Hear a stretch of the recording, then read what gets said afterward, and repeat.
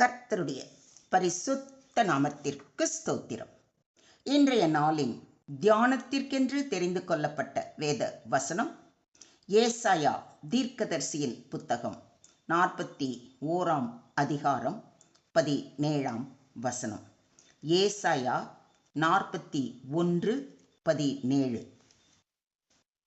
சிறுமையும் எளிமையும் ஆனவர்கள் தண்ணீரை தேடி அது கிடையாமல் அவர்கள் நாவு தாகத்தால் வறளும் போது கர்த்தராகிய நான் அவர்களுக்கு செவி கொடுத்து இஸ்ரவேலின் தேவனாகிய நான் அவர்களை கைவிடாதிருப்பேன். When the poor and needy seek water, and there is none, and their tongue is parched with thirst, the Lord will answer them. I, the God of Israel, will not forsake them. ஏழைகளும் வறியோரும் நீரை தேடுகின்றனர், அது கிடைக்கவில்லை. அவர்கள் தாகத்தால் வறண்டு போகின்றனர். ஆண்டவராகிய நான் அவர்களுக்கு பதில் அளிப்பேன். கடவுளாகிய நான் அவர்களை கைவிட மாட்டேன். ஆமென்.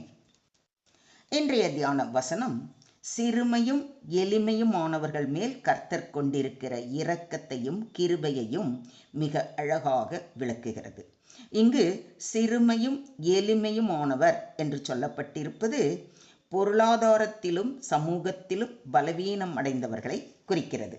இவர்கள் தேவனுக்குள் தாழ்மையோடு நம்பிக்கை வைத்து வாழ்பவர்களாகவும் தங்களுடைய எல்லா தேவைகளுக்கும் தேவனையே நாடக்கூடியவர்களாகவும் இருப்பார்கள். தண்ணீரை தேடி அது கிடையாமல் என்று சொல்லப்பட்டிருப்பதை கவனியுங்கள். இது அவர்கள் எதிர்கொள்கின்ற துன்பங்களை, குறைபாடுகளை குறிக்கிறது. தண்ணீர் என்பது வேதாகமத்தில் வாழ்க்கையின் அடிப்படை தேவையை மட்டும் அல்லாமல் ஆவிக்குரிய தாகத்தையும் குறிக்கிறது. இதனால்தான் நம்முடைய ஆண்டவராகிய இயேசு கிறிஸ்து, ஒருவன் தாகமாய் இருந்தால் என்னிடத்தில் வந்து பானம் பண்ண கடவன் என்று நம்மை அழைக்கிறார். ஆனால் இங்கு இவர்கள் தேடுகிறார்கள், ஆனால் எதுவும் கைகூடவில்லை. உதவி எங்கும் இல்லை.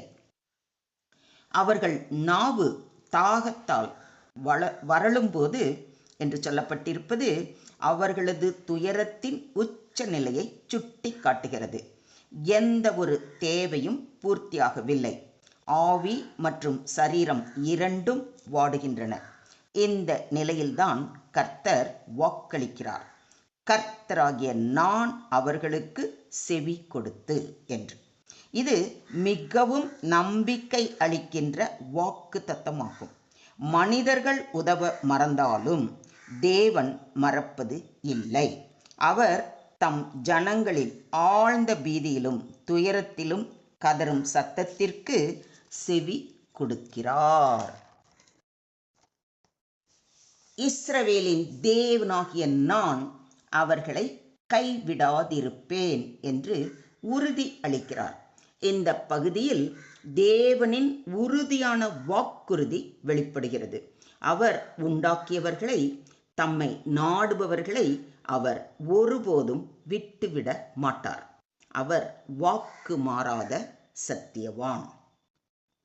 இந்த ஏழை கூப்பிட்டான், கர்த்தர் கேட்டு அவனை அவன் இடுக்கண்களுக்கெல்லாம் நீங்களாக்கி ரட்சித்தார் என்று சங்கீதம் 34:6 வாசிக்கிறோம். தேவனை நாடும் எந்த ஏழையையும் அவர் கைவிடுவது இல்லை. அவர் அக்கறையோடும் அனுதாபத்தோடும் செவி கொடுத்து அவர்களுடைய துன்பங்களிலிருந்தும் பிரச்சனைகளிலிருந்தும் விடுவித்து காக்கவல்ல தேவன் அவர்.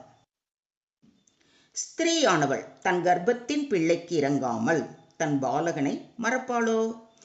அவர்கள் மறந்தாலும் நான் உன்னை மறப்பதில்லை என்று கர்த்தர் வாக்களித்திருப்பதை ஏசாயா தீர்க்கதரிசியின் புத்தகம் 49 அதிகாரம் 15 வசனத்தில் வாசிக்கிறோம். மனித அன்பு பலவீனமானது, ஆனால் தேவனின் அன்பு நிலையானது. அவர் எந்த நேரத்திலும் நம்மை மறப்பது இல்லை. இதை ஒத்துக்கிறீங்களா? நீதியின் மேல் பசித்தாகம் உள்ளவர்கள் பாக்கியவான்கள், அவர்கள் திருப்தி அடைவார்கள் என்று நம்முடைய ஆண்டவராகிய இயேசு கிறிஸ்து கூறுவதை மத்தேயு 5:6 வாசிக்கிறோம். தேவனை நாடும் ஆவிக்குரிய பசிக்கு தேவன் ஆவியினால் திருப்தி அளிக்கிறார்.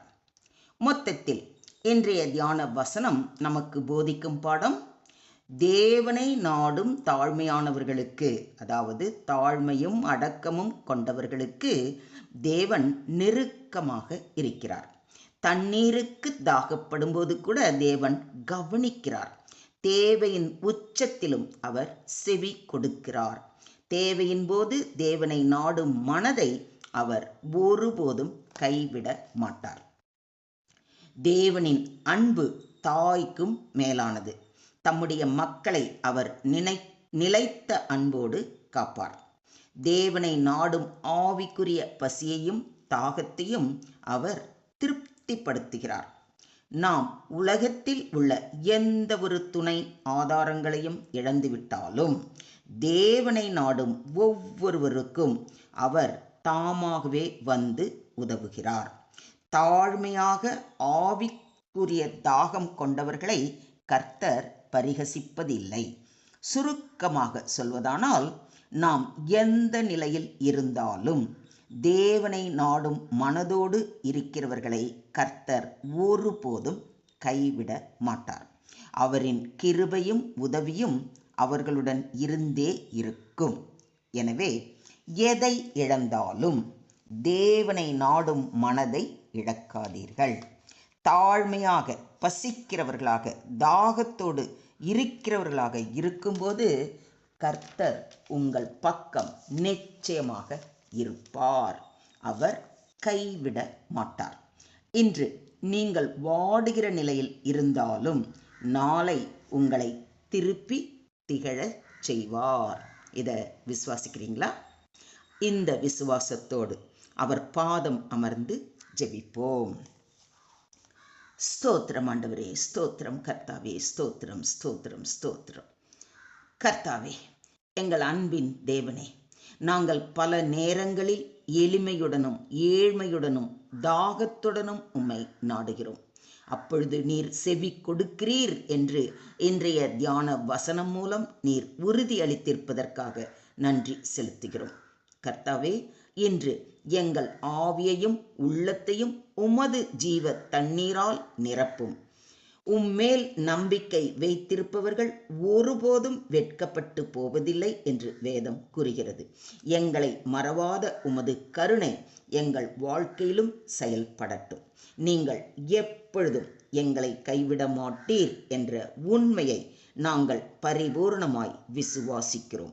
உம்மேல் தொடர்ந்த நம்பிக்கையுடனும் தாழ்மையுடனும் நாங்கள் நடந்து கொள்ள உதவி செய்யும் என்று இயேசுவின் நாமத்திலே இந்த ஜெபத்தை ஏறெடுக்கிறோம் எங்கள் அன்பின் தகப்பனே. ஆமென். தேவனுக்கே மகிமை உண்டாவதாக. ஆமென், ஆமென், ஆமென்.